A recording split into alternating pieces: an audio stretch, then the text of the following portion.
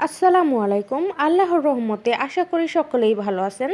যারা বেগুন ভাজা পছন্দ করেন, খুব সহজভাবে এবং অল্প তেলে কিভাবে বেগুন ভাজা যায় আজকের রেসিপিতে সেটাই দেখানো হয়েছে। আশা করি আপনাদের ভালো লাগবে।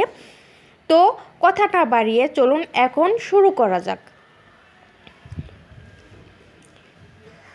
প্রথমে আমি একটা বড় সাইজের বেগুনটাকে ভালোভাবে ধুয়ে নিয়েছি। একটা মশলা বানিয়ে নিয়েছি। একটা ডিশে 1 টিস্পুন হলুদের গুঁড়া, 1 টিস্পুন মরিচের গুঁড়া, 1 টিস্পুন ধনিয়া গুঁড়া, 1 টিস্পুন লবণ দিয়ে দিচ্ছি। অবশ্য লবণটা আপনাদের স্বাদ মতো দিয়ে দিবেন, আর কে কেমন ঝাল খান সে ঝালের অনুযায়ী আপনারা মরিচের গুঁড়া কমিয়ে বাড়িয়ে নেবেন। আমি একটু পানি দিয়ে ভালোভাবে ওটাকে নরম করে নিচ্ছি এবং মিশিয়ে নিচ্ছি। সকল মশলা যাতে একে অপরের সাথে মিশে যায়। দেখেই বুঝতে পারছেন আমি ঠিক কীভাবে করেছি। আপনারা এভাবেও করতে পারেন, চাইলে বেগুন কেটে বেগুনের উপরও করতে পারেন। আমি বেগুনটাকে 1 আঙ্গুলের একটু কম করে কেটেছি, বেশি মোটাও করিনি বেশি পাতলাও করিনি, মিডিয়াম পর্যায়ে করেছি। আপনারা আপনাদের পছন্দ অনুযায়ী আপনারা করে নেবেন কে কেমন করতে চান। তবে বেশি মোটা করা যাবে না, বেশি মোটা করলে বেগুনটা সিদ্ধ হতে সময় লাগে, আর মিডিয়াম পর্যায়ে করলে সিদ্ধটা তাড়াতাড়ি হয়ে যায়। আমি বেগুনের গায়ে মশলাগুলো ভালোভাবে মিশিয়ে নিচ্ছি। যতটা ভালোভাবে মিশানো যায় মশলাটা বেগুনের গায়ে, তত মশলাটা ভিতরে ঢুকে যাবে এবং খেতে ভালো লাগবে। আমার সবগুলো মশলা মাখানো হয়ে গেছে। বেগুন ভাজা প্রায় অনেকেই পছন্দ করে, এমন কোনো মানুষ না যা পছন্দ করে না। তো আমি এবার একটা প্যান নিয়েছি, সেখানে আমি অল্প পরিমাণ তেল দিয়ে দিছি। যেহেতু আমি কম তেলে বেগুন ভেজে দেখাবো, সেজন্য আমি অনেক অল্প পরিমাণ নিয়েছি এবং সবগুলো বেগুন আমি দিয়ে দিচ্ছি।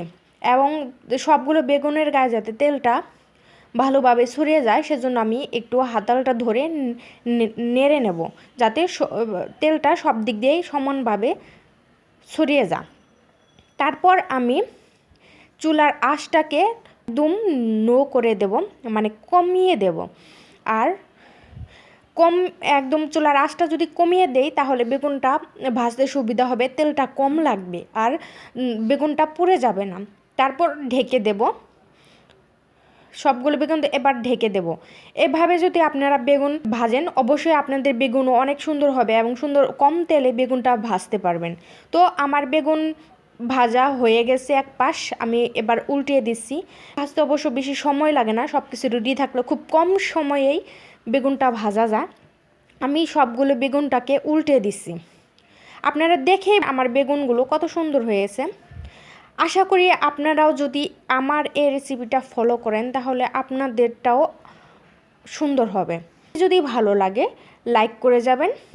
আপনাদের একটি লাইক আমার ভিডিওটি পৌঁছে দিতে সাহায্য করে। আর চ্যানেলটি সাবস্ক্রাইব, যদি উপকৃত হয়ে থাকেন চ্যানেলটি সাবস্ক্রাইব অনুরোধ রইল।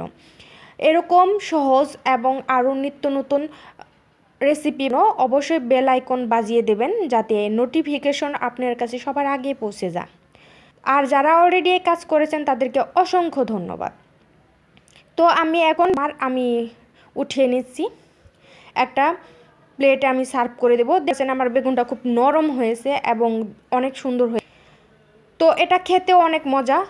এখন আমি এতক্ষণ ভিডিওটি দেখার জন্য সকলকে অসংখ্য ধন্যবাদ। আল্লাহ হাফেজ।